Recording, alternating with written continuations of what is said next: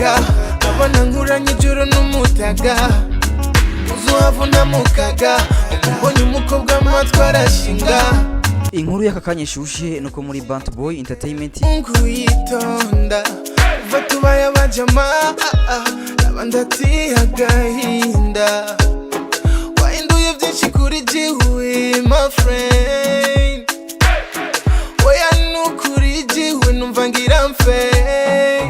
ni label isanzwe irongowe n'uwitwa Big Fizzo ari we CEO w'iyo label isanzwe ifise abaririmbyi bagera kuri batanu nkuko byari bisanzwe bizwi. Yari Big Fizzo ndetse no muri yitwa Elis Boy ndetse no muri akaba azwi ku izina rya Double J once again no muri yitwa Kiriku Akil no witwa Dramati ari nawe muri yitwa ko yari yarasanzwe ari umuririmbyi wa nyuma yari muri iyo label. Ariko kuno mwanya nuko ni ku itariki ya 21 ndetse ukwezi kwa gatanu mwaka wa 2021 habonetse kete ryashizwe ku mukono no witwa CEO canke nkuko babyanditse ngo Director General wino label ariyo ya Bant Boy Entertainment yuko uwitwa Kiriku Akil ndetse na Double J once again bose batakiri muri iyo label. Nkuko biboneka ati ngo ntivyashimwe yuko baza gusubiramo contrat canke amasezerano bari bafitaniye, ariko umva gusha kuno mwanya nuko bamaze kuba basezererwa mu gihe abo baririmbyi babiri bose baje muri iyo label ya Bant Boy hari mu mwaka wa 2018 mu gihe witwa Double J once again ari wasanzwe bazi ku izina rya Mugisha Change asanzwe yamuka mu ntara ya Gitega. Ku rundi ruhande nuko muri bitwa niyo nkuru Yusuf Akbar akaba ari we yitwa Kiriku Akil akaba yamuka mu ntara ya Ngozi akaba ari na wa mwana atagira abavyi yari wa mwana bavuga ko ari imfuvyi ariko yaramaze imyaka igera kuri 3 iri kirajako kugira ngo akwize imyaka 3 ari muri label Bant Boy. Ntawuzi imyaka bafitanye na Bant Boy kuno mwanya niko habonetse ikete ryerekana yuko abantu barinzi babiri batakiri muri label ya Bant Boy.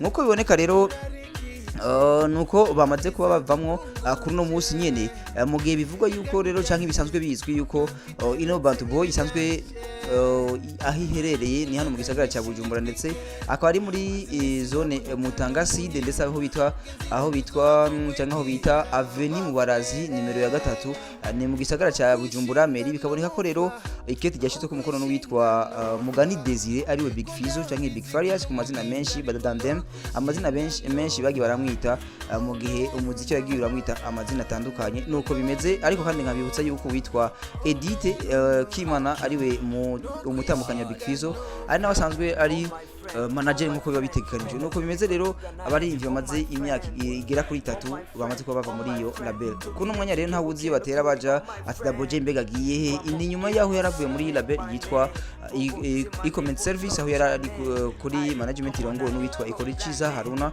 Urumva Kiriku Akili wewe nta management yari afise uretse ko yarasanzwe afashwa n'uwitwa Oscar nawe yari yamuto ijya mbere. Nyuma yaho Kiriku yaravuye mu ntara ya Ngozi. Kuno mwanya rero urumva ko bose bamaze kuba bava muri iyo label nyuma yaho bari bamaze imyaka igera kuri 3 kuva ku mwaka wa 2018 gushika kuno mwaka wa 2021 aho bari bamaze gukora amahiti atandukanye ndava ku izina rya Double J. Hiti yitwa kwiti hariho nitwa Nopfa gushika kuno mwanya mu kwezi kwa gatanu ikiri kuri hiti wanashaka na hari na benshi bavuga ko ari hiti y'umwaka. Iyo nayo akaba yarayikoreye muri Bant Boy nk'umurinzi wa Bant Boy. Akaba hari n'izindi nyinshi zageze akorwa n'uwo muririnzi nyene hariho indirimbo yitwa indirimbo yiswe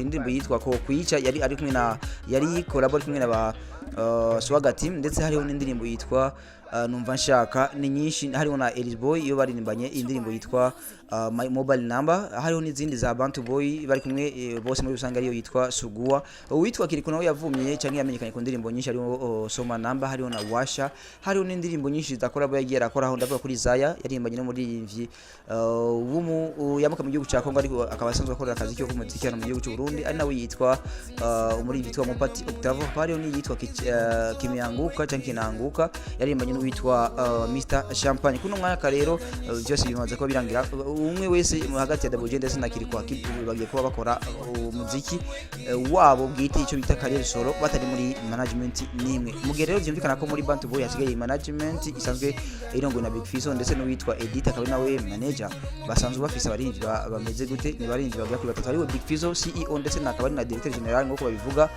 canke CEO nkuko bavyita ati Chief Executive Office mu rurimi rwose canke mu Cyongereza.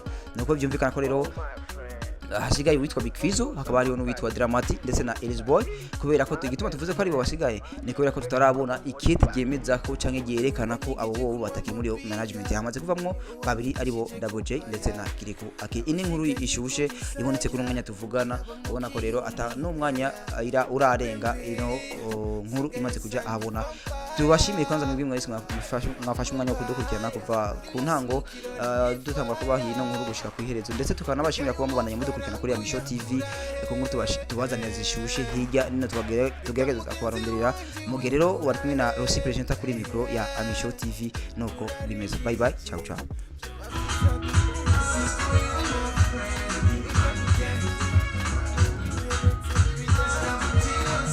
Urashaka amakuru mashasha meza kandi agezweho? Fyonda subscribe kuri Amisho TV. Amasanamu meza akoze ku binga budasanzwe. L Trending iriho ku bwanyu. Barindwi mwifuza indirimbo zikoze ku binga bwa none. Good mixing and mastering. Ghana Key Records. RTB with the key to success.